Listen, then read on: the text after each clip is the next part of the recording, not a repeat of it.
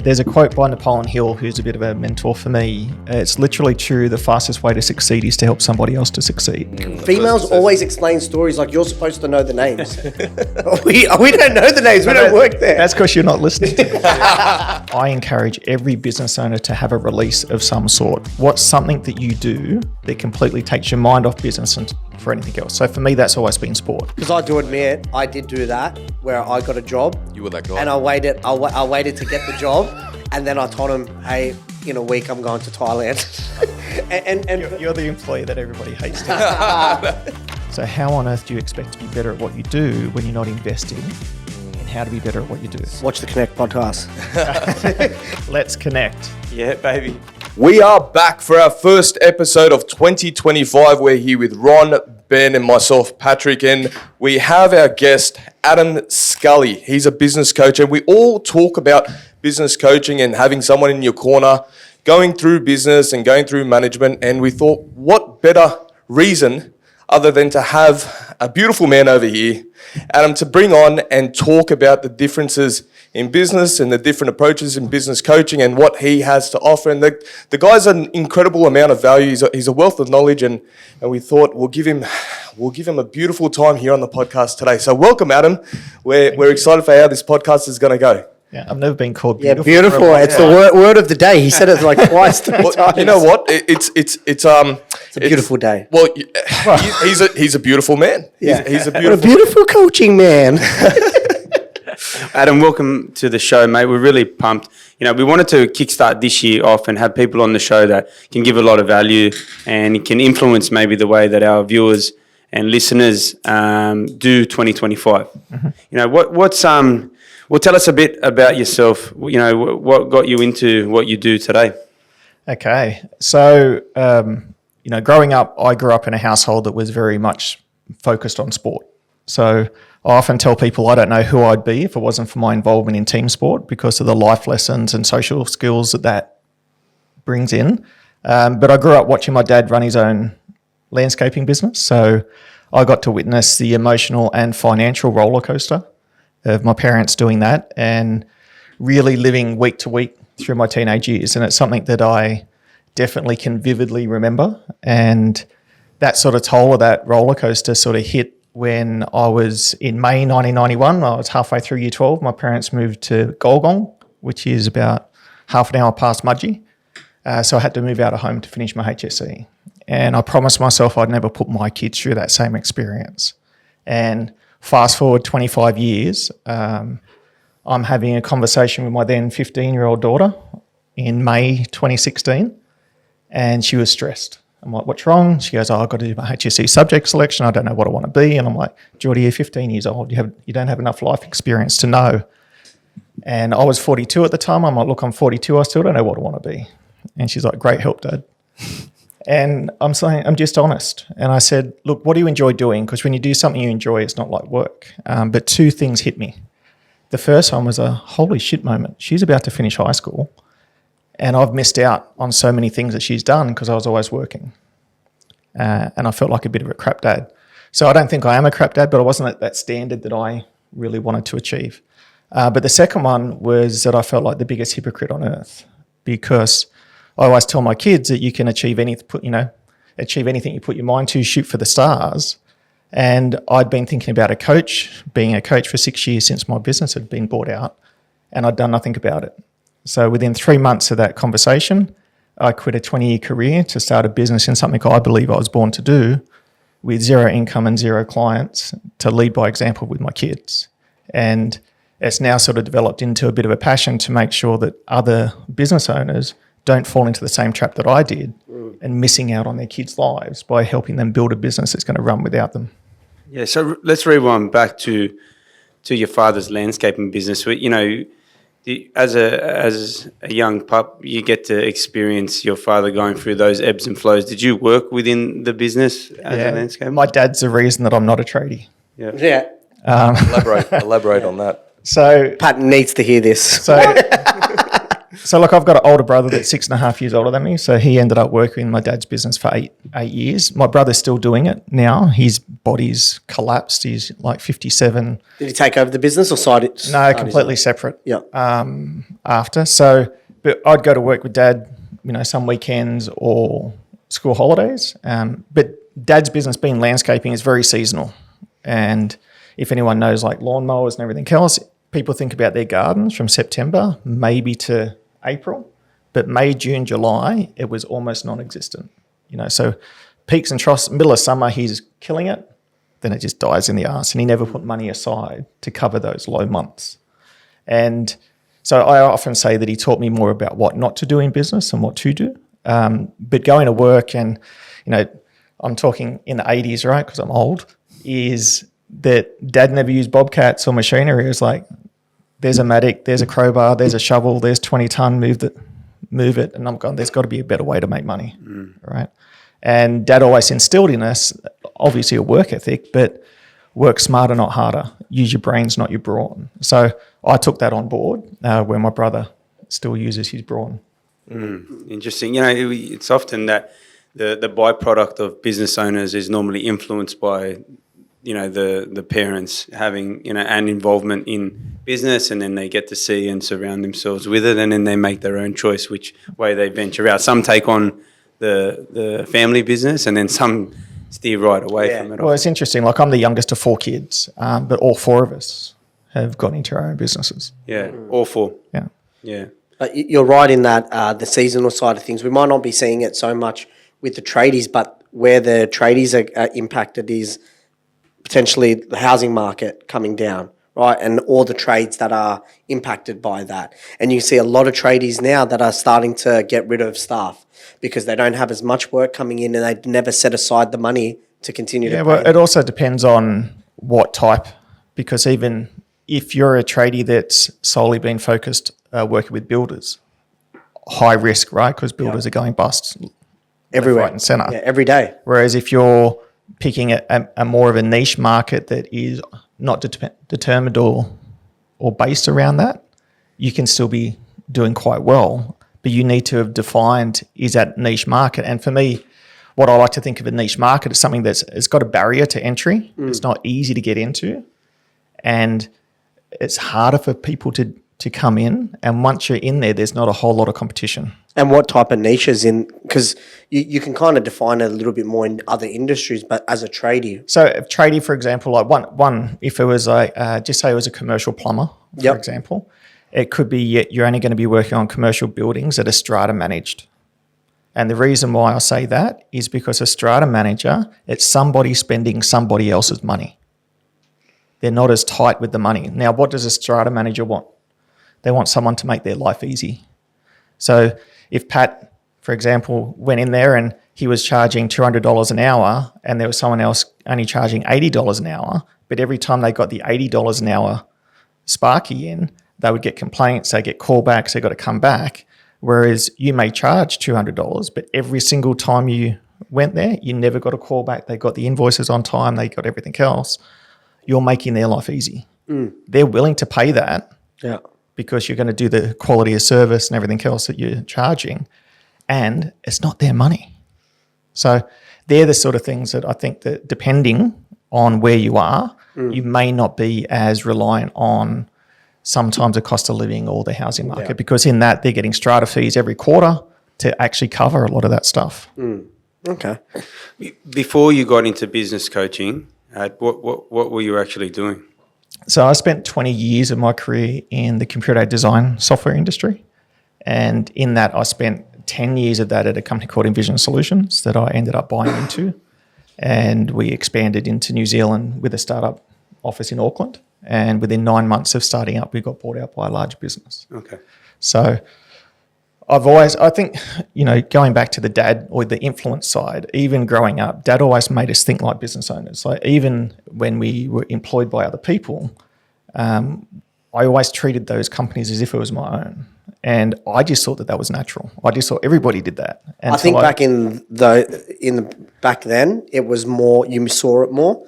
I think we are losing that as generations evolve. I don't know. I think there's still an influential side from, because I don't want to upset too many people about unions and all that sort of stuff, but my dad was very against unions because he was thinking about, as a business owner, control and that sort of stuff. And he said, in the 60s and everything else, they definitely needed them because the employees were getting taken advantage of. But then the power started to sway too much the other way. And it was almost detrimental to running a business if a site was unionized or whatever. But he always made me think more of a business owner point of view. And I've had many heated discussions, let's say, with friends of mine that were very unionized over it. And you guys were probably still at school when this happened, but when the industrial relations laws changed when the Howard government was in, and there was marches by the unions and everything else about the changes. And I still play Oztag, and we were sponsored by the Crossroads Hotel back then. And we used to go back and have a beer after every game at the Crossroads. And this guy got upset. How many of you guys marched last Thursday? And most of the guys ran their own businesses. And like, if we don't work, we don't get paid. And he went on for probably 20 minutes with all the union propaganda. And I said to him, okay, so every time the unions close down a business and you go, yeah, we've got another one, who do you think that affects? It's not the union, because the union's got their fees from the employees. It's all of you guys, the employees. They're the ones that lose the job, lose the business. They're still getting their money. They don't care about you personally. They care about making sure that they're getting their funding and they've got that control or that power. And he wanted to jump across the table and have a go at me. I said, mate, we sat here and listened to you for 20 minutes. I'm just trying to get you to think about the other side. And so Dad really made us think about the business point of view. And I think anywhere that I've worked, I have a bigger picture mentality. So if it's the right thing for the customer, it's going to be the right thing for the business, which will come back to be the right thing for me. And you'll find, and it is true in these days, a lot more people are tuned into WIIFM, what's in it for me. And that's where they don't have that bigger picture mentality. And in one of the companies that I worked at, after my business got bought out, I would have that big picture mentality. And I was state manager for New South Wales, and the head office was in Adelaide, and those guys sort of had blinkers on. And I'd have a chat to them, and one of the directors would call me every day at like 7 o'clock as I was driving to the office. And he said to me one day, he goes, Adam, I don't want your opinion. I'm like, okay. I lasted 2 months. And when I resigned, I'd introduced an exit interview in that company when one of my staff members left. So he flew up from Adelaide to do that with me. And I said, remember the day that you told me you didn't want my opinion? He goes, yeah. I said, that was the day I turned off. And he goes, I just wanted you to concentrate on New South Wales. I said, yeah, but you weren't listening to me. I said, I was the only employee you've had that's actually run a business in the industry you're in. So before I come to you with an idea, don't you think that I've done a SWOT analysis? I've had to think about how's that going to affect the business, how that's going to affect the customer.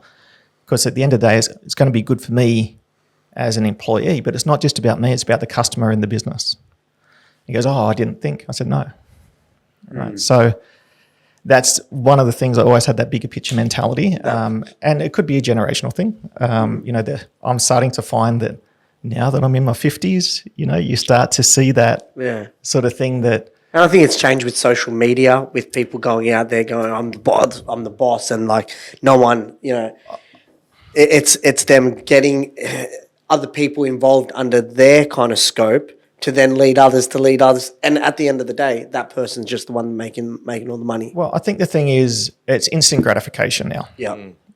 I was talking to someone recently, and they're an accountant, and they'd hired a guy that just graduated, so hadn't done his CPA yet, but he was recently graduated, and he'd negotiated a particular term, and he started and going, I'm going off, I'm having 2 weeks off. And he goes, okay. And they had negotiated this $5,000 amount. And he said, I don't expect you to give me the $5,000 extra. And he goes, well, good. And then he comes back, and they started to do stuff where the guys he didn't micromanage them, right? Yeah. It's more task oriented. Are you doing your KPIs for the amount of stuff you're doing? Yeah. And then he started to see the time entries that this guy was putting in that were just like not there. So he questioned him on it. He goes, oh, no, you should be paying me more. He's like, okay, well, So I'm what do you- I'm doing the minimum that my salary covers. Yeah. What- If you want me to achieve more, you give me more money. What do you expect? And he said, Yeah. I think I should be on 150 grand. And this is a kid first year out of Yeah. uni, God, Yeah. nice. right? And he's like, I don't think our values align. Yeah. Because I do admit, I did do that where I got a job. You were that guy. And I waited. I waited to get the job, and then I told him, "Hey, in a week I'm going to Thailand," and then I'm like, "But I'm gonna come back and I'm gonna smash it. And I'm gonna kill it." And I did. Like I felt like I had to make up for that 2 weeks. Overcompensate for Yeah, like I didn't go in there going, okay, you know what? I'm just gonna cruise it out. You feel like you owe something back because if they've given you that 2 weeks. For me, that was like them giving me something, so I have to overachieve to do it. Yeah, you damn well think so. Yeah. Yeah, I hope so. Yeah, and You're the employee that everybody hates. But then- How would you react now if someone did that to you? oh, I would shocked. hate it. That I didn't want to become a business. I just wanted to be a financial advisor, like the business side of things. We were talking about this before. You learn along the way. I didn't want to deal with employees because I saw what employees did to managers and to my old bosses, and it was not a realm I wanted to be in. Yeah, so it was interesting. Like one of the things that if we go back to like the history and all that sort of stuff. So the first job that I had out of school, I was promoted to assistant manager within a year of starting there. So basically the 2IC, the owner of the business. And I was the youngest person in the business. But then I was doing super group tax wages. Well, back then it was group tax, sales tax, because before GST, production schedule, stock control, all that sort of stuff.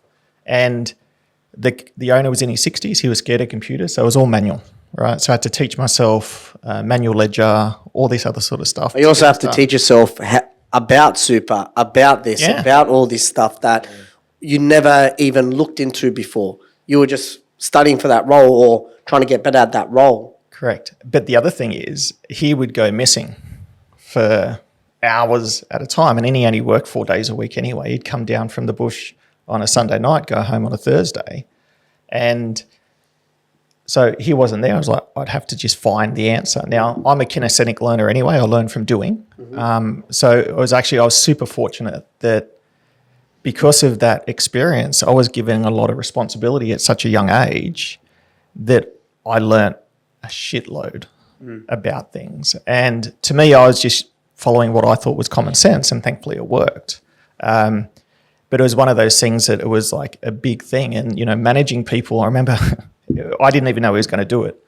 We had 2 retail stores and a factory. And I got graded with North Sydney playing rugby league back then. And so they allowed me to go to the factory to start at 7, so I could finish at 3:30 to get to training at 4 o'clock. So I was grateful that they did that. And after a couple of months of me going down there, he then said, okay, everybody, staff meeting. He goes, if I'm not here, Adam's in charge. He didn't pre-warn me that this was going to happen. Yeah. And the self-proclaimed foreman of the factory got up and stormed off. I'm not going to listen to some whippersnapper tell me what to do, right? And this guy was in his 60s. So I had to learn very quickly how, as a younger person, can you manage other people? I think Adam also undertalked his football career and stuff because you made it quite far with the Oztag. Oh, yeah. So that's completely...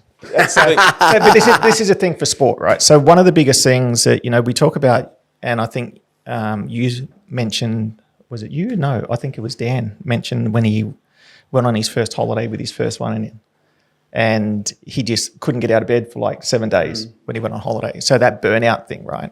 So one of the biggest things for me is that I encourage every business owner to have a release of some sort. What's something that you do that completely takes your mind off business and for anything else? So for me, that's always been sport. And my sport of choice nowadays is Oztag. And that's my release. And I remember it was, I think, the second job after Envision Solutions, my old business got bought out. I was state managed for New South Wales, Queensland. The company was based in Chatswood. So obviously living out here, that's a hell of a trek, but I was in Queensland every second week. And I'm the sort of person, if I'm going to commit to something, I'm there every week. And the team that I played in, I said, look, I can't play this year because I'm going to be working. I'm going to be away every second week. And they go, oh, no, we're happy if you play every second week. I said, I'm not, though. I had more arguments with my wife in those 12 months than I think I have in our whole relationship because I wasn't getting that release. Yeah. Because what happens is when you're on the field, all I can think of, where's the ball, what's happening, where do I need to be, talking to your mates. And what happens at the end of every game, you sit around, talk shit with your mates. Yeah. You release. So that then became a very conscious thing for me. Now, whatever I do, I'm always going to still do that because that's almost like me time. And, you know, I've had another client that he calls it his V-twin meditation when he gets on his Harley. Because when he's on the Harley, he's not thinking about anything else. Nothing else matters. Yeah. And so you have to identify what that is for you, because then otherwise, just about every business owner, there's no 9 to 5, Yeah. right? This doesn't really turn off when you're running a business.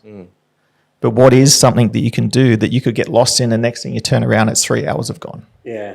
You need to find out what that is. And so sport, that's why I say, for me, sport, I don't know who I'd be without it, because there's so many values. And, you know, my dad was very strict, but he taught us all the really good values around sport. You know, nobody's bigger than the team. I don't care if you're the best player, you don't show up to training, you don't play. Okay, be humble when you win, gracious in defeat. You know, I actually shake hands at the end of the game no matter what the result, but you find out more about the true character of someone and how they respond when they lose, more so than when they win. Yeah.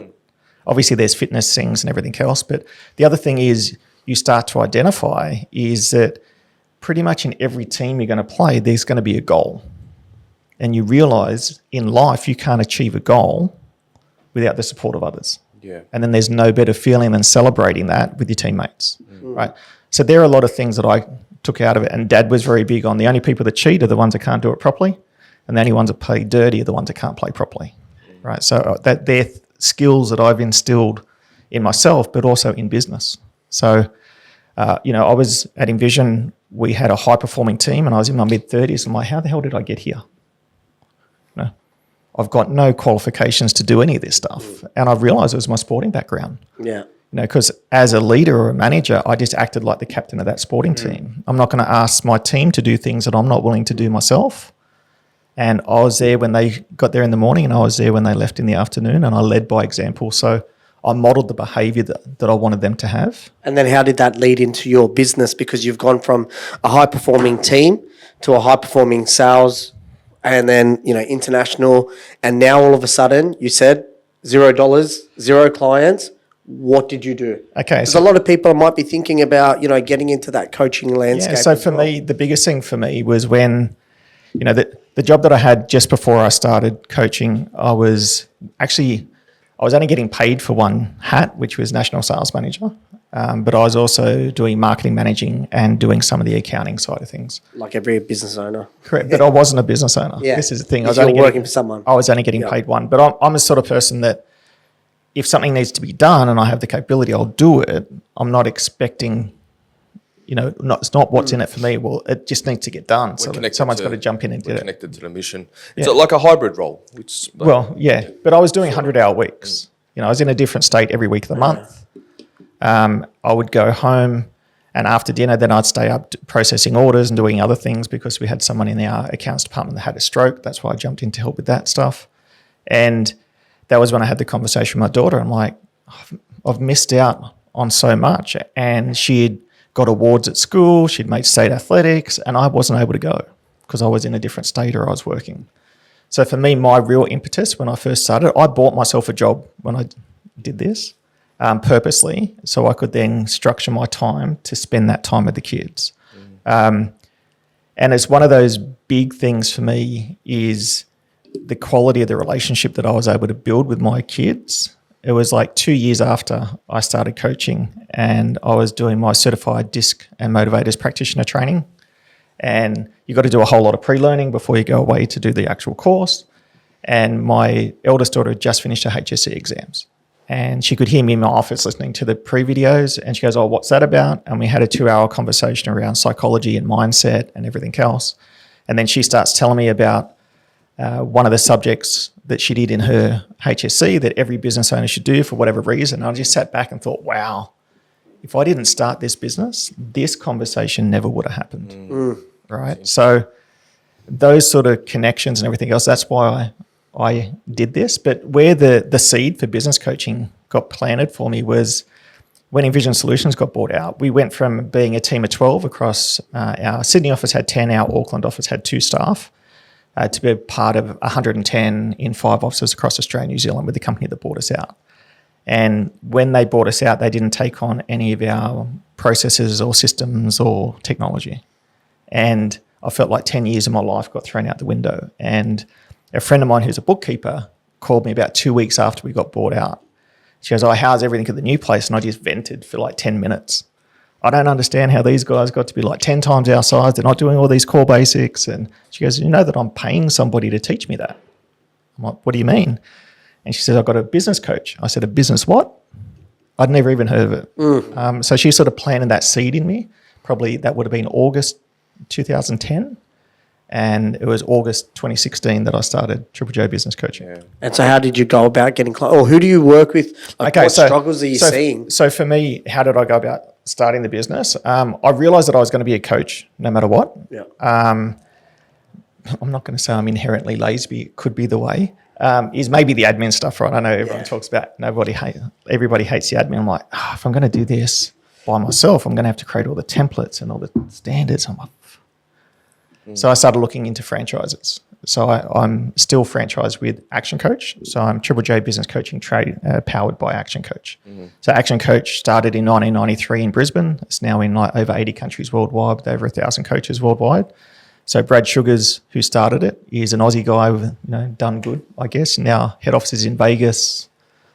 He's lived over there for a long time. And he does billionaire in training is what he talks about. And it's really the difference between the mindset in Australia and the US with tall poppy syndrome and everything else. But the reason that I jumped into the franchise was so I didn't have to recreate all those templates. Yeah. Okay. You're coming up to 9 or 10 years now, and 8.5. So 9 years this year. Yep. You would have worked with a lot of businesses over the years, and a lot of them we know. What are the biggest struggles that you're seeing in businesses and business owners throughout the years? Well, I think the biggest consistency. And industries, is it consistent with industries, or do you find that they're main problems? Yeah. Look, I think almost always, depending on the size of the business, if they have a team, we have a thing within Action Coach, which is 6 steps to a better business. And, in a perfect world, you'd start at the first step and you'd go all the way through to 6. And team is like the 4th step. And almost always, if a company has existing staff, I have to jump into team almost straight away. I do admit that's one of the areas that I really love, with the sporting background, everything else, and the team and the communication side. So typically team and staff is a big one. What does that look like? What do you mean? Yeah. So is it a problem with staff members or scaling, or? I think it's often the fact that people will typically go into business because they're very good at what they do. But as Ben was saying a little bit earlier, is they're not always good at business or never been exposed to it. So most businesses don't fail because they're not good at what they do. It's because they haven't kept on top of the accounts and the finances and everything else and the cash flow. Because you can look at a P&L and you're making a shitload of money, but you've got no money in the bank. Yeah. Right, understanding cash flow terms and how are you using your terms. We're seeing all these popular restaurants that are closing down in the city that are won awards last year. All of a sudden they're closing this year. Yeah. Rent's not And paid. builders, same thing. Creditors not paid. It's... Yeah. Well, but if you talk about restaurants, that's not a necessity. That's a luxury item. So when the cost of living goes up, what's the first thing that people scale back on? Is auxiliary spending. Yeah. Okay. To be honest, I think this cost of living thing, people aren't. It's a mindset thing too. Because I just looked at a report yesterday, the most number of car sales recorded last year. Yeah. And so people are still out there spending. People are complaining about interest rates not coming down. The only reason it's not coming down is because the government's not seeing people struggling. Yeah. It's not, and it's going to continue. The cost of living, I think, is a mindset. Yeah. But the other thing is, one of the biggest struggles is they get into business and they start hiring people. And I'm not sure if you've worked at companies before where they'll take the best person, turn that person into a manager, but they're crap at managing people, but they're very good at their job. And they haven't got someone to take that position. Correct. Which I think Dan was talking about last time, about you see when money's there, you're starting to spend on other areas that you didn't forecast for when you started the year. Yeah. So when money is there, you start looking at the shiny object, the marketing, all these other things. And I think having that ability to manage people that's a learnt skill. Some people have it, I think, naturally. It comes to them. But the biggest thing is because some people don't want to seem to be micromanaging. You don't have to micromanage, but your staff have to be aware of what are the expectations. And this is one of the biggest things. I'll sit down with someone and they go, they've got this problem child employee. And I said, okay, when was the last time you did a performance review? A what? Okay, right. We need to do a performance review. And they go, well, how do I do that? So often what I'll do, because it's something they've never done before, I'll jump in and I'll assist or facilitate the first one. And it's always with that problem child. And because what happens is when we then set expectations, they often say, I didn't know that was what you're expecting. Yeah. Okay, so you're getting upset with your staff member not doing something that you've never told them you want them to do. Yeah. Because you just assumed that they'll know. And how do the business owners react? Are they looking at you for a kind of an answer? No. Do they take it on board? These things come up and I That's when just the look at penny them drops. and then Yeah. that's when the penny goes, oh, I didn't communicate that to Yeah. them, right? And because what the thing is, when staff, there's a lot of stats that come out with the engagement of employees. And, it's crazy that more than 2/3 of employees are disengaged at work. Engagement increases as soon as they're aware of what is expected of them, because what they can do is they can measure their own success without needing your validation. Because if they get to work and go, hey, Pat, what do you want me to do today? Yeah. Do you think that they're going to be happy to get out of bed? You know yourself, when you're busy at work, the day goes like that. Yeah. Do you think that also comes down to the type of person that you bring on? I understand leadership can be sort of built and trained, but do you think that also comes down to the type of person that the business brings in? Yeah, well, and what do we look out for? Well, look, one of the biggest things, and I know that Dan started on this in the last episode that I watched with you guys, is one of the biggest things you've got to have a vision for the business. And you have to be able to articulate that to your staff, because you're going to attract people that have that same vision or that same purpose for why you're around. And that has to be bigger than just making money, right? There's got to be a bigger purpose or a bigger reason for the business. But the second most important thing is being really clear and identifying what are your personal values as a business owner and what are the values of the business. Because you could get the most skilled person in whatever industry you're in, but if their values aren't aligned with yours, it's not going to work. Whereas, I always say that when you hire an employee and they're adults, their values are already set. Very rarely you're going to change someone's values. But when their values are aligned to yours, you're going to be able to teach them a skill. And can you build a business with employees that have not as similar values? I think that you're going to run into you're going to headbutt with a lot of those people because you're not seeing things in the same way. Yeah. So, And I think you mentioned the type of learner you were, like kinesthetic, visual. Do you think you need to quickly identify that when 100%. so you know how to train them? When you're managing people, and I think that, out being the youngest of 4 kids, I think that I've got the highest EQ out of my siblings. Yeah. What's that? Emotional intelligence, basically. And that's because I was able to sit back and observe and watch a lot and see how people reacted and responded.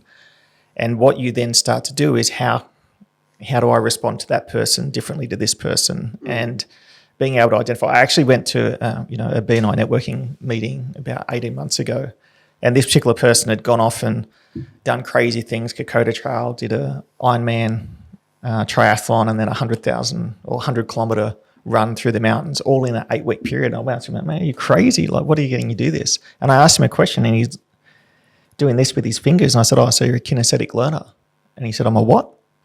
And I had to explain to him what it was. And I said, so do you have staff that when you tell them something, they don't get what you tell me? Oh, it drives me insane. I said, no, because you're communicating in the way that you communicate, not in the way they do. So as a manager or as a business owner or a leader, you have to be able to identify whether it's crossing the arms because they're either closed or they're uncomfortable, or are they leaning forward, or what words are they using? Are they more introverted? Do they talk softly? That's or are they more extroverted? They're all out there. You ask them a question, they're just going to talk all day or whatever it is. So you can then start to know, how do I communicate with that person? And even visual, auditory, and kinesthetic, they're going to use different descriptive words based on how they like to learn. And there's a lot of things that sort of go into being a good leader or manager. And often, you know, if I do a seminar and I'll just say I have 15 people in that room, and I'll ask, and then majority business owners say, like, hands up in the room. Yep. If you've read a book, attended a seminar, or done a training course in the last 12 months on how to be a better business owner, better manager, better leader. And it's scary to see how few people put their hands up. So how on earth do you expect to be better at what you do when you're not investing in how to be better at what you do? Watch the Connect podcast. That's such an important lesson in itself. And that even comes because that starts from the interview process, right? So if, like, let's just say, for example, I'm interviewing someone and I'm saying this person is someone I can work with, but I need to understand how I should be training them when they do come on board. Is there any skills, anything that I can do to start understanding how, if they are a visual person, like, I know words is one thing, but should I be doing anything specific? Oh, look, there's a whole lot of free tests that you could download off the internet if you really wanted to. And incorporating that. There's a learning skill diagnostic instrument Yep. that then tests, are they visual, auditory, kinesthetic. You know, I did my certified practitioner with a company called Assessments 24/7 for DISC and motivators. They have a learning style test that you can do that's online. But they're things that you can do if you really want to. But one of the biggest things is, when you're generating your onboarding process and your information, make sure you're doing things that are both visual, auditory, and kinesthetic. Are they videos? Are they having a mixture of all of it? So you're going to touch base with everybody. Yep. When you see the best presenters and communicators, they're going to be doing things that's going to touch on everybody. So I remember I went to a conference, and we had a lady called Dr. Louise Mailer as the keynote speaker, and she's probably one of the best keynotes I've ever seen. And she's a body language expert. And she got us up out of our chairs to practice the things that she was telling us at least 3 or 4 times in like an hour, and she got everybody to sing a song, right? But the next day, it was quite funny at the conference. You could see everybody doing the things, like with the way they shook their hands and all this sort of stuff that she was teaching them the day before, because that's how, you know, you get cut through. But she was talking about, if someone's visual, you got to be like this, right? Because they're always looking up. If they're auditory, you put your hand to the, or if they're kinesthetic, it's all about feeling, right? So the hand motions and the way you do things when you're communicating is going to be different depending on who they are. And they're things that you pick up over time. I was fortunate. I did sales for a long time. Yeah. So I got to test it, I guess, or get better at it with a lot of different people. Yeah. And as well as managing people, you just learn how to do that. So no matter what industry you're in, if you are part of the hiring process, whether you're the business owner or someone in there, that person should be... They should be able to skilled identify in some of these. those stuff. And this is something that you should be training on, or you should be getting the person that's involved in that hiring process on. I think that if you're going to be running a business and you're going to be dealing with either clients or staff, Clip this. you should be... you should definitely be investing in learning how to identify some of these things. Yeah.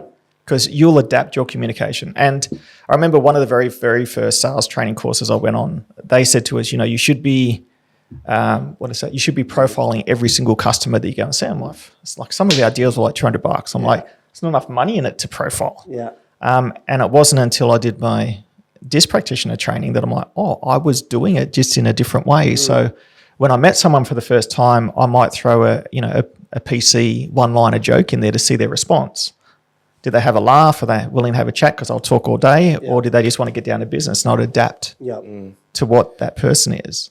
And I think they're the things, they're skills that you can pick up along the way that you'd be different dealing with. You know, Ben, like you coach people all the time, right? In the gym, you can see some people that you can push harder and you can talk harder to. Whereas if you did that to someone else, they'd just go into their shell and they'd probably never come back to the gym. So you have to be able to adapt based on either the responses you're getting from different people. I am doing it with clients, but just not my staff. And Isn't that I feel like that I've started changing that in the last only couple of months. changing the way I'm training some of them because I feel like the way I was going down wasn't working. Adam, you mentioned DISC a few times. You want to talk about DISC or just sort of brush over it? What is DISC? Yeah, so DISC is a behavioural profiling tool. The thing is, there's no right or wrong in DISC. It's just how it is, right? And I think Tony Robbins talks about self-awareness is one of the most valuable things you can have, and DISC is around being self-aware. So if we talk about DISC, you have dominant, influence, stability, and conscientiousness. And if we think of it, I often get rid of the letters and turn into birds because letters are short-term memory, pictures are long-term memory. And these are different quadrants. Yep. Right. So if we think of D or dominant, think of an eagle. For influencer or I, think of a parrot. For stability, think of a dove. And for C or compliance, think of an owl. Okay? To give you a bit of an idea. So what you have is typically dominant people and influential people are more outgoing. In different meetings, they're going to be more vocal. They're probably going to talk a bit louder. They're going to talk a bit faster. Extroverted? Yeah, and more extroverted. When we start talking about owls and doves, they're going to be more introverted. They're going to be quieter, probably going to talk a little bit softer. But then what happens is eagles and owls are very task-focused, where parrots and doves are very people-focused. Okay, so we have a pace and priority thing here. So the priority is either task and people or fast-paced, slower pace. Where conflict arises when you've got, say, an eagle and a dove, it's like you've got a fast person that's action-oriented, wants things done quickly, and you've got a dove that doesn't like change, who's very people-oriented. They can clash. But when they can identify, they can adapt because they complement each other because one's strengths is the other one's weaknesses and vice versa. And we're a mixture of all of them, but typically one's going to be more dominant than the other. And when you can identify, it's almost like each one has their own language that they speak. And when I'm skilled at identifying what it is, I adapt to theirs and communicate at their level because they're probably not going to adapt to me. So as a manager, you need to be able to adapt to the person that you're talking to. For me personally, I typically need to adapt to whatever my client's communication style is or behavioural profile so that the message will get through better to them. Yeah, it's some powerful stuff in itself. Yeah. Diving into the DISC profiling and unpacking it and understanding. Oh, look, the psychology behind it, I think, is incredible. I love that sort of thing. Because in every relationship, right? Oh, 100%. Whether it be a client or a business partner or employee. your wife. Yeah, your partner. Yeah. Adam rolled his eyes when he said his wife. No, well, that was the thing. When I did my DISC practitioner certification, I got her to do the DISC motivators assessment. Me too, by the way. So what's Serena?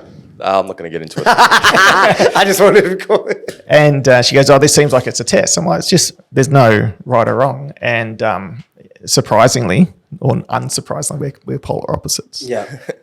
Opposites attract. But you understand it. Yeah, Right? I do. I do. yeah, definitely, right? Yeah. Because one of the things is, and I think,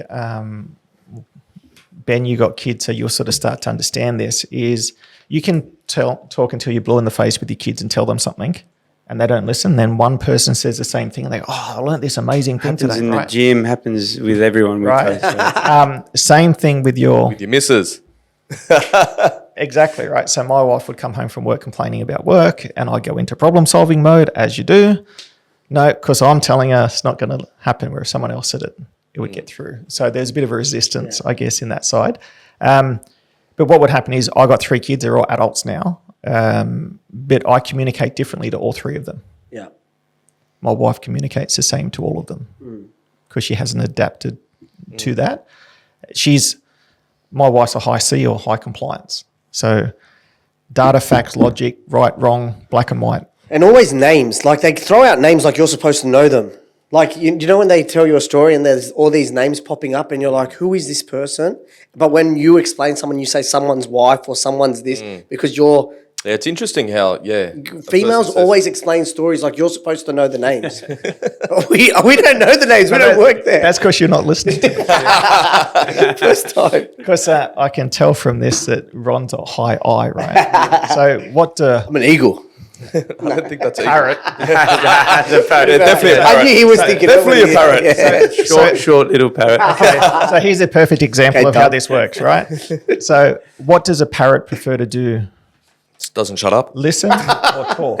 Talk, definitely talk. Okay. So an example is if you think about the way they listen and everything else, like when you're talking to a parrot has their own Google search engine of stories, right? You start talking about a story about the beach and Ron's in his head, beach. Guess what? I got a story and my story's better than your story, right? And most people think that people that are high eyes are trying to outdo them or one-up them, but it's not. They're telling a story to try to form a connection. And that's why a lot of people that are high eyes end up in sales and marketing and that sort of thing, because they're storytellers and that's how they build that connection. They have almost like an innate ability of being able to connect with someone through a story or some sort of commonality. Thank you for complimenting me after insulting me. I'm also a high eye. I thought it was going to end bad, but it came back around. No, but it is. And that's the thing. But when you're aware of what that is and what your strengths are, you can then do it. And one of the things that, I've consciously been able to do is scale back what it is. Like my scores in a disc means that when I walk into a room, I should be beating my chest and making it all about me, which I would cringe if that was the way that people saw me. Because one of my core values is humility. And if I'm good at something, I don't need to tell everybody. Either your results or whatever else are going to determine that. Yep. And when someone's beating their chest and their ego walks in the door before them, that's not someone that I'm attracted to. So I wouldn't want to be, the mirror that we look at. I wouldn't want that to be me. Don't get me wrong. Get me on my high horse. I can talk all day about a topic. It's interesting. Sorry, Pat, to cut you off. From what you just said, there's, obviously I've worked with different coaches over the years, and a lot of the coaches do have that persona, and the ego does walk in first. It's a lot about them first, and that's how they use their selling tactics. Often at those conferences and big talks where we go, they use that as the way to sell, and I think we're moving into a time where coaching or business coaching, you see it everywhere, right? It's the loudest in the room. I didn't know that there were so many coaches until I became one. There's so many people moving into that coaching space, but using that sort of persona or big noting themselves. It's interesting to hear that that's the opposite for you. But that's an individual thing. Because there are so many coaches, and I think Dan sort of touched on it, but I'll sort of go a little bit further, is it's an unregulated industry. Anybody can put a sign up and say, this weekend I'm a coach, right? 21-year-olds that have no experience are coaches. Yeah. And I took some clients to see Gary Vee about 5 years ago, and he got up and obviously you're there for the whole day, and he comes on at 5:40. You've been there since 8:30. You're sold to the whole day. Correct. What are we to go to? That the same thing happened? David Goggins. David Goggins, yeah. I was there too. Yeah. I took some clients to that one too. Yeah. And Gary Vee gets up. He goes, okay, stand up if you're a life coach. That's funny. Keep standing up if you're under 22. And he goes, get the F out of my thing. You don't have enough life experience to tell anyone else about it. But I think with that, it's having, I guess it's almost like a self-confidence sort of thing. Do I have to talk myself up? And, in my last role, I was there for industry for 20 years, and I was performance managing one of my sales staff. And I said, okay, I'm going to come out to all your meetings this week with you. And so he called a prospect and goes, I'm bringing out, my sales manager. He's been in the industry for 20 years. You may know him. And I was, again, he was a salesperson in the manufacturing industry, which is what I was specialised in. And he goes, you may know him. He's been in the industry for 20 years. And he said, what's his name? He said, Adam Scully. I don't know him. And then he sort of argumentative. We get there and he goes, you've been in the industry for 20 years. I don't know who you are. I said, I must have been doing a good job then. He goes, how's that? And I said, well, you know the old adage that when you do the right thing by someone, they might tell 3 or 4 people, but when you do the wrong thing, they'll tell 20 or 25. Social media now, it could be thousands. Yeah. The fact I've been doing this for 20 years and you don't know who I am means I must have been doing something right. And he goes, I didn't think about it that way. Now, I much would have preferred he knew who I was, but I was able to turn it around into the way it is. And I think that's the humility thing. And, maybe it's a tall poppy syndrome sort of thing I was brought up with, where you don't want to stand out too much. But also I think it might even be industry focused, because are those coaches fitness focused, or Are they from every?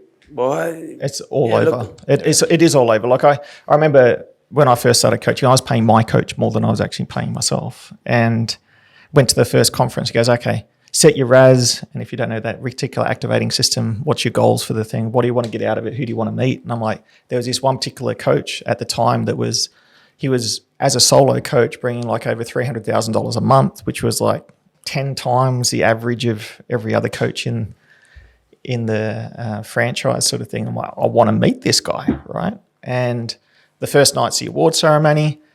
So I'm like, okay, where is this guy? I make a beeline towards him. And as I get there, he's in a full kilt. And as I get within a couple of meters from him, he is telling people that he's just got this watch that he flew to Dubai to get that's only one of 10 and how much he spent. And I've just gone, Around. Yeah. that's not someone that I want to be like. Yeah. And there was another guy that I did my coach training What do you have against the Scottish? Nothing about the Scottish shit. It was just he was peacocking and it was all about him, right? And there was another coach that I did my training with, and he hadn't really kicked off yet. So we were sitting in like a lounge at the bar, and this other coach that is like a Hall of Fame coach within Action Coach just came up and sat down with us and coached both of us for an hour and a half for free to help us. And then that coach would call me probably every 6 weeks just to see how I was doing if I needed anything. Yeah. That's the sort of person that I'd prefer to be or be seen as than the person that has to get up and beat my chest about how great I am. And it's one of the things, like even you asked me before about playing for Australia in Oztag. And so that's not something that I go out and preach, because I do that for me, if you know what I mean. It's not for everybody else to beat my chest. We'll put it in the bio when we Adam Scully plays for Australia. Well, I'm Australian player. going to New Zealand in April to represent. I played for Australian Championship and won a gold medal 3 times. Adam, do you think someone can be a business coach if they've never ran a business before? Look, I think they can. I think they're probably going to have self-limiting beliefs in themselves that they're going to feel like a hypocrite because they've never done the things that they're telling someone else to do. I think depending how much exposure they've had in whatever it is. I was very fortunate that a lot of the initial businesses that I worked at were small businesses. So in a small business, you don't just wear one hat. You have to become a bit of a generalist to know a bit about everything. And if you're running a small business, you have to be a good generalist, not a master of everything, right? Typically, there's going to be something that you're very good at because that's what you're passionate about or whatever. But you need to be able to be knowledgeable enough. Say bookkeeping, for example. I don't expect every business owner to do their own bookkeeping, but they need to be able to read a P&L and a balance sheet to question the bookkeeper if something's not right. So they need to know how to read it. They don't know how to do the task to actually get it there and generate it, if you know what I mean. Yep. Growing up, I was always told never take advice from someone that's not in a better position than you are. Right or wrong, whether that's good advice or not. But, it's hard for some people to sort of resonate with somebody, when everybody's got advice, right? Everybody's going to give you their opinion. Opinion are like arseholes, everybody's got one, right? But, often I come from a coaching background too. That's why I love, me and you can talk for hours, and we have in the past. But, I want to make sure that my coaches are being able to deliver exactly what they've experienced themselves. Yeah. Look, and I've had it where I had a particular prospect who was wanting to come on board with me, and they were going on these weekend retreats like every 6 weeks, spending like $5,000 a weekend, and they were toying up, do they take the money they were investing with that person and give it to me or not? I said, can you help me understand what's this other person? Who are they? What they do? Oh, they spend half their year overseas and the other half in Australia. I said, okay, are they married? Did they have kids? Oh, no, they've been divorced twice. They got kids. Do they see the kids? No. I said, okay, is that someone you want to be like? And they're like, no. I said, well, why are you taking advice from them?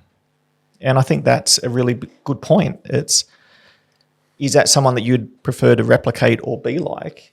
And yeah, I think that's a big thing. And with coaching, because there are so many people, I'm not going to be everybody's choice. And that's okay. I don't want to be, right? I don't need to coach 1,000 people to have a good income or have an impact on people. Yeah. And I've got, we were talking about A, B, C, D, E customers before. I can identify, I have like a disqualification progress at the start when I'm onboarding somebody. there's a number of things that they need to do, and that's going to either disqualify them or qualify them to be a customer. Let's talk about that. So when you first on board with a client, and then we'll angle this out to, I guess, setting up for 2025, this new year, new start for a lot of us. When you first meet and sit with a client, do you have a list of questions or script that you follow, or is it off the cuff? Like, what do you want to know? Like, you've got, an hour or two to take on a client, right? Yeah, or so- first impressions, yeah? Yeah, so typically what I get them to do, depending on whether it's come through from a web inquiry or a phone call or a referral, is the first thing that happens is they have to complete what I call a business background questionnaire. And I tell them it's probably going to take you 20 minutes to half an hour. There may be some questions on that you can't answer. Just answer the ones that you can. When do you think I can expect you to complete that? That's their first test. Because if they're not willing to invest half an hour in doing that, they're not going to do the things that I'm going to need them to do as a coach. Yep. Okay? Agree. Then based on that, that's going to give me a fair bit of information around the background of the company. I can then get on a call with them to then ask some questions, and I'm listening to their responses. Are they coachable? Are they showing signs of those pain in the ass customers I've had in the past that I don't want to work with? Or are they showing the signs of the really good customers? So I'm conscious of what that is. If it's of the ones that are good and want to work to, I then transition to that discovery session that's then going to identify, do we get on together? Because they get to pick me as much as I get to pick them. Do you find now in the position, coming to the 9-year mark, that you're more assertive with who you take on? Selective? Yeah, Selective, definitely. Definitely. Yep. Someone came up to me probably about 18 months ago and said, I want you to be my coach. I said, no, I'm not the right person for you. Why not? I said, because you don't listen. That person then went up to someone else I know and said, I don't know why Adam doesn't want to coach me. What did he say? He said, I don't listen. Obviously, he didn't listen to what he said. Right? And so as long as you're aware of what that is, and it's so important as a business to identify who your A and B customers are, who are those really good customers that you get on well with, you make good money with, they communicate, they pay you on time. What is it about them? So then you can market to that, and then you can be attracting more. Or when a prospect comes in, you can be identifying, do they tick that box? And if not, it's okay. You don't want those pain in the ass customers. The first thing they're going to do is when things don't work out is blame you. Yep. Because they're the ones that haven't taken the action or done the steps that you've said, and blaming it on external factors. So, and Ben, you'll understand this as a coach, right? We can't do the work for them. Like if they're in the gym, if they're not showing up and doing the gym, and really the results they're going to get is more on what they do outside the gym. What are they putting in their mouth? What are they feeding themselves? What sort of nutrition are they doing? That's going to have a greater impact than the workouts they're doing, right?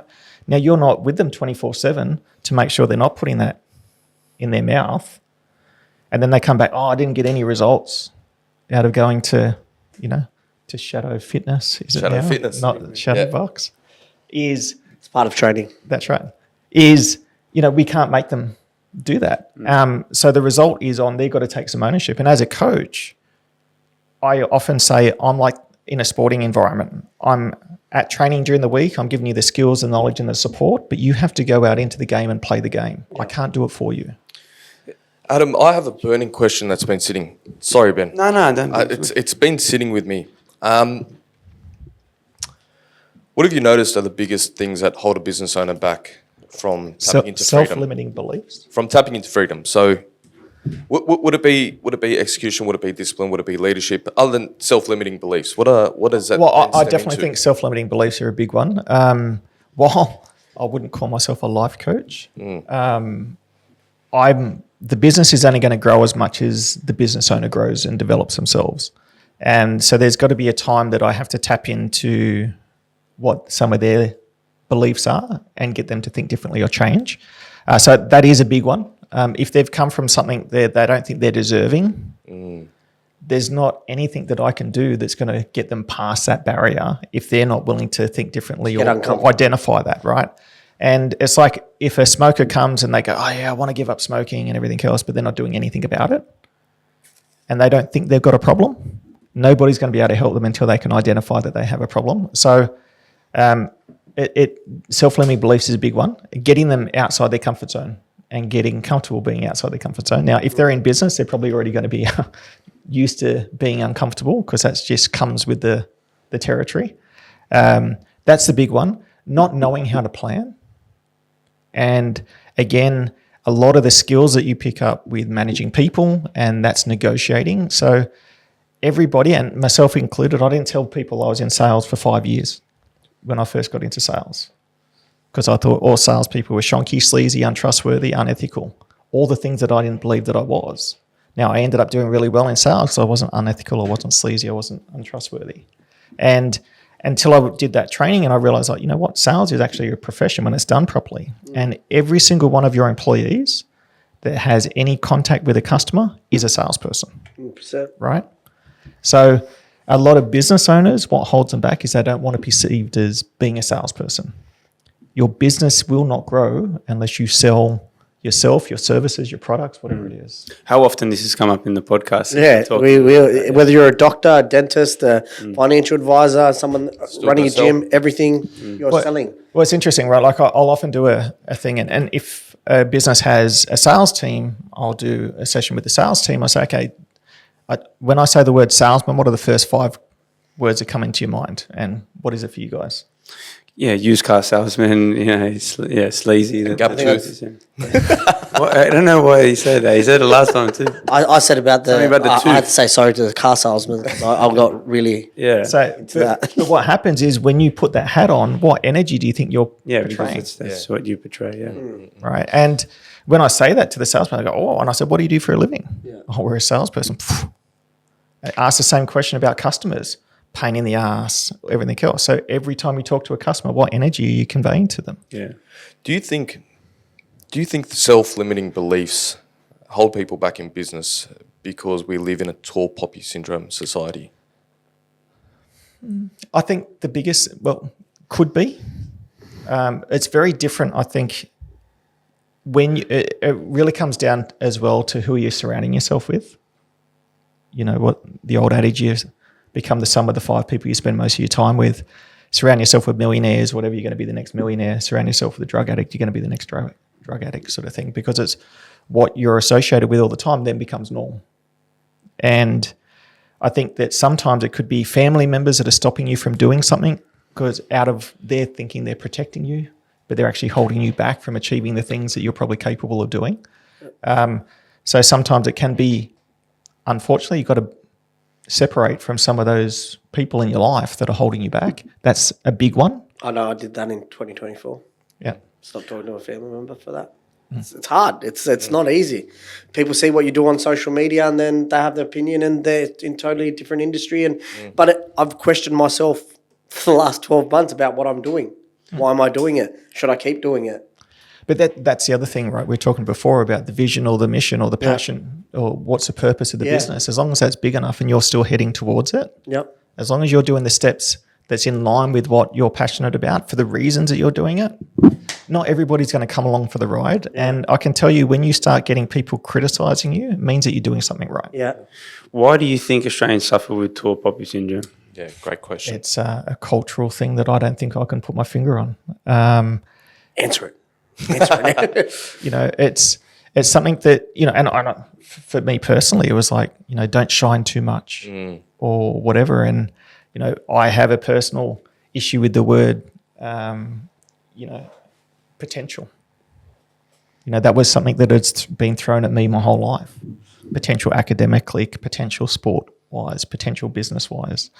And I think it's just, that's my problem, not everybody else's, in regards to that, because everyone has potential, and how do you live up to your potential when you're not aware of what that is, or if someone's telling you, no, don't do that, you'll get hurt. And it's one of the things I think as a parent, and I can remember when I sort of clicked for me with my son, because I had 2 girls and a boy, and he broke everything that the girls didn't. It was just like there's a big difference between boys and girls. And he was climbing up on something and I could see he's going to fall, and I was going to stop him. I'm like, no, he needs to learn. He needs to fall and learn that hurts. He's not going to do it again. And now he has a broken leg. Well, he had a couple of broken arms. But with that, it's one of the things that you have to be able to let people get past that. And, you know, we don't want to protect them too much, but let them go out. And I think it's an ego thing, right? We don't want people with big egos in Australia they don't do well. That's why a lot of people, if they're going to do well, they go into America. because that's supported, right? Yeah. And when you have an Australian accent and you can do it, it even works a lot better. Yeah, well, That's that's what the US economy, obviously a capitalist economy, but it's very meritocratic. You know, it's based on merit. You do well, you'll succeed. If you don't, well, you don't. Over here, you can still work your ass off and you can still be poor as anything. Yeah. You know, But also in America, You get support when you're the up and comer, but then when you've broken out from that point, often the support level drops. It's like people want to see the riser. Yep. But when they've risen to that level, it's They appreciate 100%. They appreciate a hardworking individual, but as soon as that person has cracked it and made it, they're a drug addict, they're a sex addict, they're a negativity. pedophile. Even that- the mainstream media will just find a way to shut them down and rip them Negativity will down. come. no, well, I think I'll use, say, media for an example in the US with like Joe Rogan, for example, right? Why do they all try to kill Joe Rogan and belittle him at any opportunity? Because he's not controlled by any of them. And he's done it a different way. And it's different, right? Anything that's different they try to cut off at the knees. And it's, you know, as a country, we evolved because we're very ingenuitive. You know, because we're so far away from everything, we had to come up with solutions. You know, there's so many things. If you look up the best inventions that you didn't think came from Australia, like Bluetooth, Wi-Fi, all these other sort of things came from Australian inventors. Nobody would know that. It's now used worldwide, right? CSIRO from America. CSIRO, that some of the stuff that they come up with is just insane, right? That's a problem in itself for me. Like, how do we not know that? Like, why is that not on our media? And like, I just literally why found don't that we out now. I didn't know. But why don't we celebrate that as Australians? So, and this is the thing. It's, but also if you look at it, right, we've got 24 million people, 25 depending. That's less than 10% of the US, right? You can have 100% of the Australian market, or you can go over and get 1% of the US market, and you'd be doing like so much better, right? So it's economies of scale and opportunity. But I think that... And people don't take our accent seriously overseas, to be honest. Like, sometimes, unless you've really made it. Like, I think for us, we are more humble in Australia, so we don't let people break out because it's seen as a bit of a cringe factor. Well, like, if people try to be, you're being American. You're being kind of like that. You're trying too hard and you're being someone that's... Well, I think the other thing is we very much have a culture of taking the piss out of each other. Yeah. Yep. Right, to keep you grounded. Yeah. Yes. Right, and I think that could be part of it. Guarantee you that's all my mates whenever I do a video, like anything about financial advice or anything. There's an element to but it does keep you grounded, but in a way it also... hold you back a bit as well. Hold you back. Definitely. Yeah. Because you don't want to step outside and other be people different to thinking everybody this. else. And, Yeah. and everybody Other is people worried about thinking what this. people think. Well, then, you're often concerned to make that post or to send that, message out when the message needs to be delivered. I didn't come onto Facebook or social media very late. I was actually one of those ones that said, no, if someone wants to pick up the phone, they can call me and find out, and I'm not going to post, what I eat and the trend that happened, right? So it was years later and only forced to come on because of the business, right? And a business coach back then to me said, after hearing about my story and the things that I was doing and training, martial arts and traveling and all that, it's like, how come people don't know about this, right? And some of my closest friends didn't know that I had these achievements, right? Because it was something that I did, and we wouldn't peacock it, as you said before. But the issue with that is personal brand, right? Yeah. If you don't get yourself out there, then you don't actually align with People's values. And it's one of the things, we were talking before about, can someone be a business coach without running a business? And there's got to be a bit of sweat equity in something. And, what I didn't mention earlier, and this is what a lot of people don't know about me, is that, obviously I was out of home since I was 17, having to pay rent and all that sort of stuff. You grow up. I think I was pretty responsible as a kid anyway, but that just made me, I was sort of like older than I was. Between the age of 19 and 21, I was averaging 70 plus hours a week. While everyone else that age is out at nightclubs and pissing out, well, I was saving to buy a house. So I wasn't in the same position as my parents, right? And had you told me back then, if you would have said to me, you goal-oriented, I'd say, I don't think I'm goal-oriented. I look back now, I was laser-focused. right, on I wanted to do that. I prefer to drive around in a 1980 model Toyota Corolla that broke down every other week and have a house than have a flash car and no money, right? That was just, I was willing to sacrifice those things to get ahead. And I think that they're some of the things. So even you talk about social media, I got kicked dragging and screaming onto social media. I didn't even want to get Facebook until a friend of mine, her partner was in the army, and when their first baby was born, he'd just been sent to Darwin before he got sent overseas. And I said, just send me some photos of the baby. No, go on Facebook. They're all on Facebook. Just send me some photos. Yeah. So that was when I ended up on Facebook. And it was probably 8 years later before I started the business. And one of my wife's cousins said, after I started the business, you've posted more in the last little while than you have the whole time you've been on. I said, yeah, because my life is my personal private life.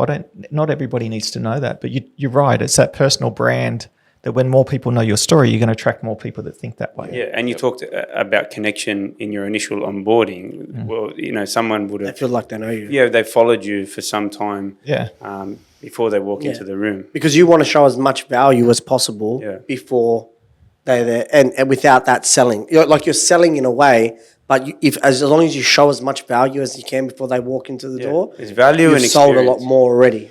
People are attracted to value and experience, and as coaches, that's what we try to always deliver at all times, So This is why I called him a beautiful man at the start of the game. It's so much. Beautiful kid. And I think one of the things is there's a quote by Napoleon Hill, who's a bit of a mentor for me, which is, it's literally true. The fastest way to succeed is to help somebody else to succeed. And to me, that's the epitome of what a coach does. And I had that on my whiteboard in my office when I was managing people in other companies, because I'd always get more fulfillment out of seeing someone else succeed than my own personal success. Yeah. And, I remember when I first started in sales management, and I'd have my sales guys go out and then they're using my words. It's mine. And they're like, actually, it's almost just sign of flattery that they're using my words because it works, right? And then they do really well. And that's where you get that sense of fulfillment and satisfaction. 100%. A lot of what you talked about was mindset, and we're moving into 2025 now. This is the first podcast for the year. So, what are some tools and tactics you think that could help business owners this year get ahead? Okay, so one of the biggest things that I see, and we sort of touched on it before around people investing in how to be a better business owner, better leader, better manager, is there's a thing called the 3% rule by Brian Tracy, where he talks about that you need to invest 3% of your annual income on your own personal development every year. Now, the beauty about that, it's completely scalable, because the more you earn, the more you invest back into yourself. And by doing that, you're going to be investing or identifying what are those strengths and weaknesses in you. Okay, is it something that I want to turn into a strength if it's a weakness? And this is the big thing, is if you're a business owner, you're struggling for time and everything else, do a study over a 2-week period. What are the tasks that I'm doing? Okay, identify how much time I'm spending or wasting on those tasks. What are the things that I really hate doing that I can delegate to someone else at a much lower value to do, that then gives me time to do that? Because those things, you're going to find someone that loves doing that. They're 3 times quicker and better at doing it than you are, and you can invest in things that you're more capable of. So that's a really big one. But think of bringing it back down and, sort of repeating Dan, I think as all coaches do the same sort of thing. Have that bigger vision of what you want, then break it down into quarterly, monthly, weekly, and daily sort of tasks. And you talked about your profit and loss. How often should you be looking at that? Is it just when you see your accountant? Oh, hell no. Yeah, and gross profit. Like, I know we take into account our salary and everything. What do you think a profitable business should be looking at? And is it the same in every industry, or would it be different? Oh, look, I think that you need to be across your P&L often. You need to be looking at where your figures are. Now, often the P&L is like a lag measurement. It's something you measure at the end of a period, right? So you've got KPIs, which are goals, so to speak, and then you have another thing called KAIs, which are key activity indicators. And the key activity indicators are things that you need to be measuring more often, because when those activities are completed, hitting that KPI are probably far more likely to happen. So I would be measuring some of those things. And there's a great book called The 4 Disciplines of Execution where they talk about it's almost like a textbook that you could use to actually come up with those, creating your wildly important goals, as they call them, and the process to do that. So that would be 2025. But setting a bigger goal, breaking it down into smaller chunks, because if you just look at that end goal, and what typically happens is when you're too focused on something that's too far away, you're focusing on the gap that you have. Yeah. That creates anxiety. And what about those? Instead of you look back from where you came to here, that's reality, and then that's going to give you that confidence to do some of those things that you need to do to go forward. It's interesting. And I talked just before this episode, like for single sole practice or sole traders, who do they turn to? Should they be looking straight at a business coach like yourself, or who should they be planning? Well, look, if they're able to invest, and it's something that a few different people talk about, is do they have the resources or do they have the resourcefulness enough to find it, right? And if they're unable to have the resources to invest in a coach or something like that, there's audiobooks, there's podcasts, there's all that sort of thing. There's seminars that you can go to where you can pick up skills and learn. Okay. You know, you said before there's a gap with business owners wanting to develop themselves. About the hand raising comment you made, where in the room they don't raise their hand. Do you advise the guys that you're coaching to go and get, more invested in that? Like, do we read books? 100%. Where do you think? 100%. Where do we go for that? The best clients I have are the most educated ones. The ones that are coming to me and telling me about a book that they've just read instead of me recommending that book to them. How much do you read? Okay, so I typically do minimum 2 books a month. Typically, I listen to one in the car on Audible, and I read another one. Is podcast a thing that you do? Or I do listen to podcasts as well, but I don't sort of record how many of those. Connect is probably up there. Oh yeah, Yeah. No, actually, I watch that on YouTube. Good. We did those views up. But the thing is, definitely podcasts. There's some. The main people that I sort of listen to from a podcast point of view. You got Tim Ferriss, Adam Grant. Who else do I listen to? Well, Joe Rogan. There's a few other people like that I sort of jumped to. Brene Brown, but I sort of went off her. She's a bit woke, which doesn't really align with some of the stuff I think. Yeah. So you think there's a massive influence in what you take in? I often, when I'm coaching my guys on a 1-to-1 scale, always try to reiterate to them that we need to be focused on, when we're scrolling or, and what we're taking in from a visual perspective. 100%. It's so powerful. And one of the things that it's identifying something, like someone comes to me, like I've got a go-to list of about 52 books. If someone says, have you got any recommendations? Okay, what topic do you want it to be on? Right. And there's a list of about 52 that I have that I'll send to people, and I'll list what the topic is. And it really depends on what it is. Now, they're books that resonated with me. Doesn't necessarily mean it's going to resonate with you, right?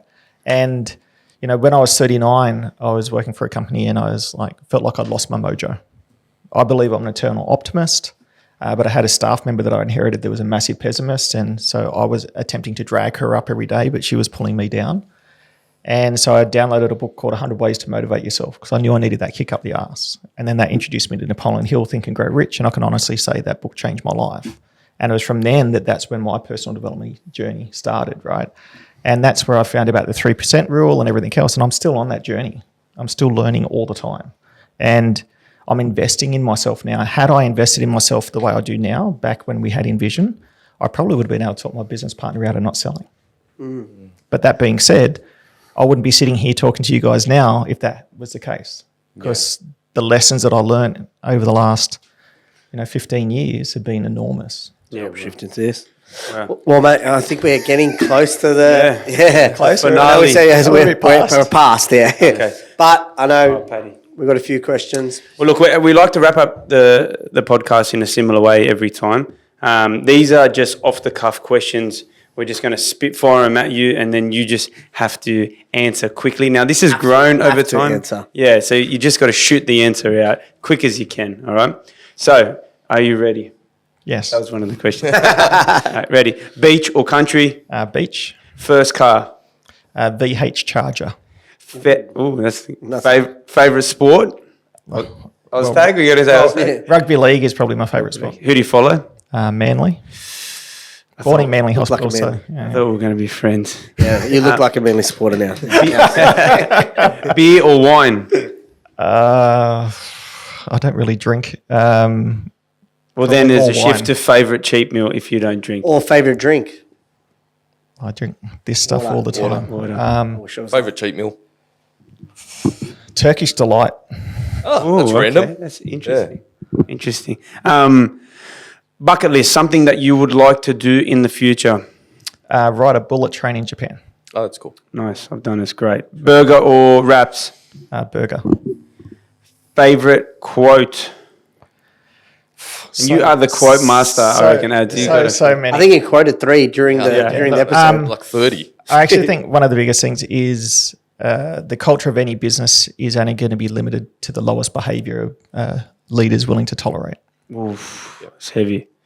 Couple more. Where do you see yourself in 5 years? Working 3 days a week. Yep. Pet peeve? You got a pet peeve? People talking with their mouth full. Yeah. And chewing with their mouth open. We're chewing with it. Yeah. Same thing. At a party, do you dance or are you a people watcher? I'm more of a people watcher these days. What's a guilty pleasure TV show? Like a reality show. Or Yeah. I don't watch a lot of TV anymore, but I used to be right into, which is sort of crazy, either like The Voice or Idol, that sort of Oh, stuff. yeah, okay. Unusual superstition. Who made these things? I'm sure these are Ron's questions. These are on. You put them in the group chat. You dropped it in the group chat. you built them.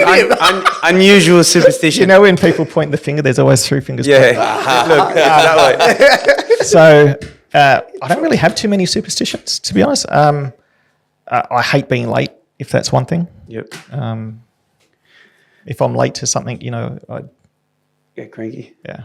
If you were a snack, what would you be? That's got to be your question. You dropped it in the group chat literally just before the episode. If you were a How snack, does he still what bring would it you back be? to me? God damn. A Snickers. I think I did drop that one though. Yeah. There we go. Snickers bar. Snickers. And Nuts. who is the best gym in Sydney? But that was Oh yeah. So now You're going to keep asking, who's the best electrical company in Sydney? I've got to get a shameless plug.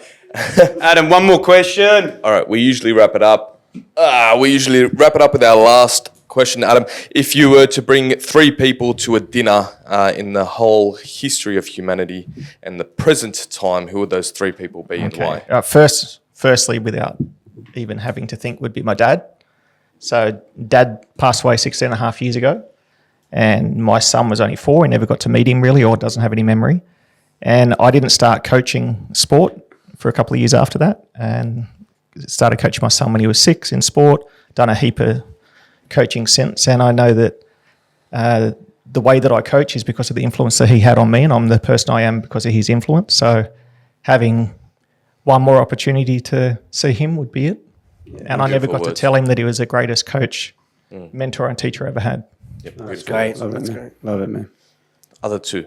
Okay, Napoleon Hill, because his books and teachings had really changed the trajectory of my life and where my careers ended up. And the third one is like, wow, tossing up between my favourite bald Adam Grant, and Joe Rogan. But I probably picked Joe Rogan because I think you could have a really interesting conversation with him. I have one final question. Yep. You mentioned you pivoted to, what now is your dream job, being a business coach, off the back of having that conversation with your daughter and not being, the most present father. What now? Like, what does your daughter think now and of your position, and do you think you fulfilled that? Oh, I definitely think that, one of the greatest things that I've been able to build over the last 8 years was a relationship with my kids while they were going through those teenage years. So definitely think that it made a difference. Definitely through osmosis, they picked things up. I remember she did placement in her final year of her master's for pharmacy at a chemist. And that chemist had just done disc profiles for all the team.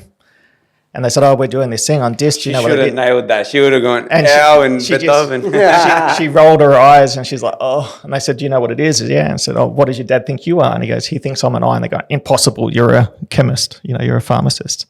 I'm like, she's a people person, right? At dinner table, she's always the last to finish her dinner because she's always talking, right? So 100% she's a high eye, but we're a mixture of everything. She can get down to details when need be. But yeah, look, I think a lot of the stuff is osmosis. It's funny, when I started doing it, the kids used to get in the car and go, "Dad, can you turn that crap off?" Right? Because I listened to a podcast or an audiobook and that sort of stuff. But they're out seeing me doing more training, more certification and everything else. And I tell them that, you know, it's lifelong learning. Your real learning starts when you finish school or finish uni. I believe everything from kids is caught, not taught. You know, we 100%. We can tell them as much as we want, but what they see of us. And this is, I learned this coaching kids in sport, right? You have to model the behavior you want them to follow, because if your actions align with what your words are, they'll take it on board. But if you're do as I say, not as I do, they're not going to connect. Oh man, we can talk about that for hours. Powerful. People not congruent with their word. So how do you expect your kids to follow what you tell them to do when you're not doing it? But It's like the first time you hear a toddler swear, right? And the parents go, "Oh, I Where'd you wonder learn where they that heard from?" that from." Yeah. And it's in the perfect context. yeah. Ads. Let's wrap it up, man. But we're gonna have you back. We're gonna have you back. How can anyone reach you if they want to look at look at what you do from a coaching point of view? Yeah, get so on board. on socials from Facebook point of view, just search JJJ or Triple J Business Coaching. It's A Scully underscore We'll try to put it up here, Joe. on Instagram. That's the best way. I'm, a bit like you. I'm not on there all the time, and this year one of my focuses is following a bit more of Marcus Sheridan's they ask you answer type marketing sort of thing. More video content. Adam Scully, thank you. Thank you for the pleasure. conversation. Thank Happy you for to be coming here. down. You're going to throw We're only 25 minutes over. I thought, Yeah. it's like good for me. I thought you were going to throw a few more beautifuls, like the Beautiful icon. Adam Scully. Yeah. Thank you very much. The first episode of 2025. Guys, we hope you guys found value and enjoyed this episode. Another valuable person to bring on. Thank you, mate. All right, Adam. So look down the barrel of the camera to set 2025. Tell everyone, let's connect. Let's connect. Yeah, baby. Let's go. All right. Thanks, Adam. Cheers. Take care. See you. We made this a free platform because we want to educate and add value to your business world. All we ask for as a payment is to hit the subscribe button and share it with people that you know would benefit from this conversation. If you want to elevate your connections, we'll see you at the next Connect MacArthur event.